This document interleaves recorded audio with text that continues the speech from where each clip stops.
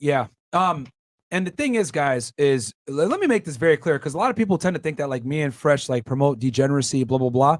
No, we promote adaptation. Okay, Logical and logically sound adaptation to an ever changing marketplace, right? So people can call us misogynists, they call us assholes, they can call us dicks, whatever they want.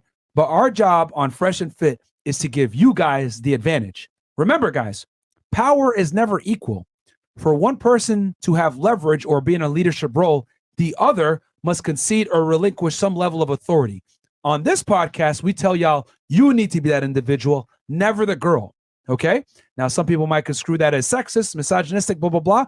But we know on a balance of probabilities, if the man is in a leadership role in the relationship, if the man has a leverage in the relationship, if the woman likes the man more than the man likes the girl in the relationship, it's more than likely going to stick. Now, I wish we could go back in time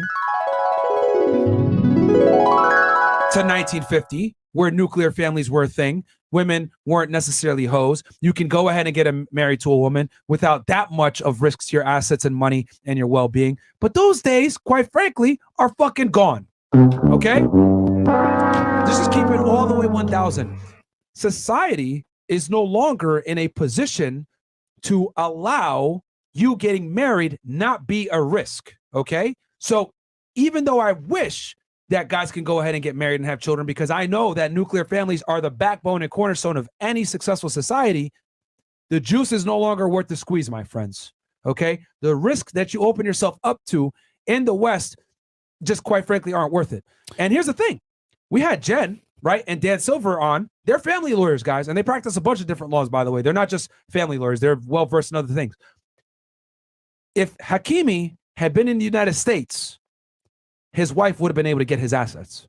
So a lot of y'all that want to go ahead and run and, oh yeah, I'm going to go put everything under my mom's name. Not a good idea, because your wife will still have access to your assets, my friend. So that just goes to show you how marriage is an institution set up for you to fail in the West. And even them as lawyers, what do they have? Prenups, things in place for their assets. Now, if the lawyers are doing it, why shouldn't you do it too? But once again, guys, in this setup here where we are right now, if you're not careful about your assets and what you're doing, you could be in trouble. So marriage, yes or no, up to you. But ultimately speaking, we say no. Yeah.